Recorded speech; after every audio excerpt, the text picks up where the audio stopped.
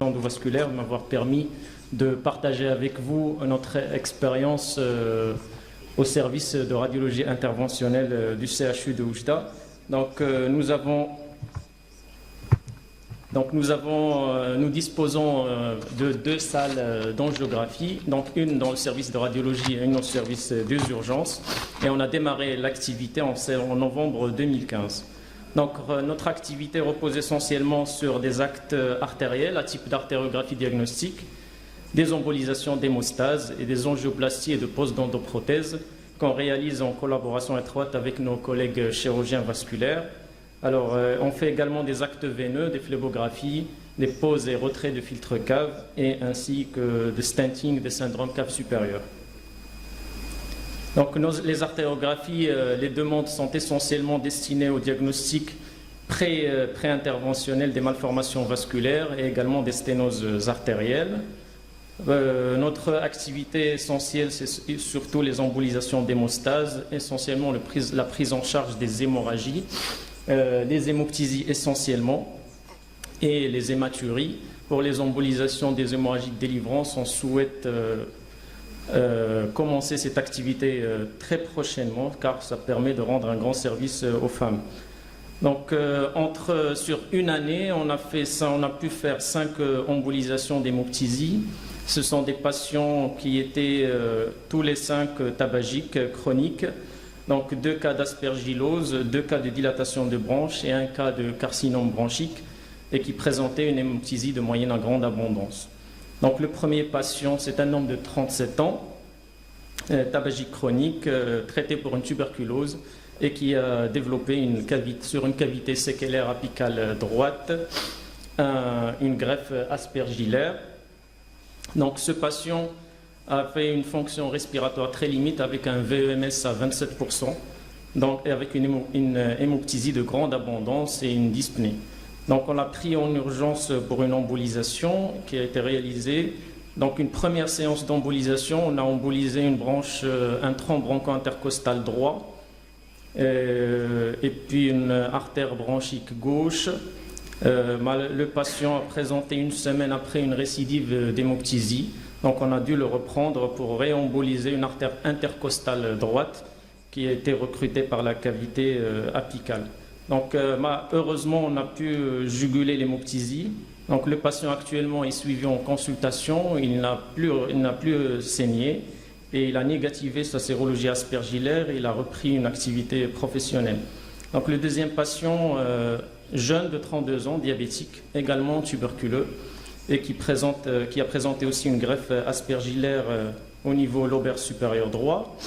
Donc on le prend aussi, il a été pris en charge donc en salle d'artériographie. On a fait une embolisation première et puis après, 2 semaines après, les chirurgiens l'ont pris en charge pour une résection. Donc le troisième patient, un patient de 37 ans, tabagique chronique, qui était venu au service chez les chirurgiens thoraciques pour une hémoptysie avec des images au scanner de lésions excavées lobaire inférieure droite avec une hémoptysie de grande abondance. Donc ce patient présentait cette lésion. Donc on l'avait pris en charge en salle. Donc attends, excusez-moi.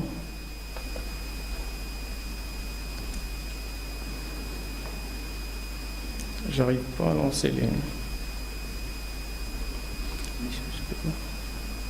les vidéos.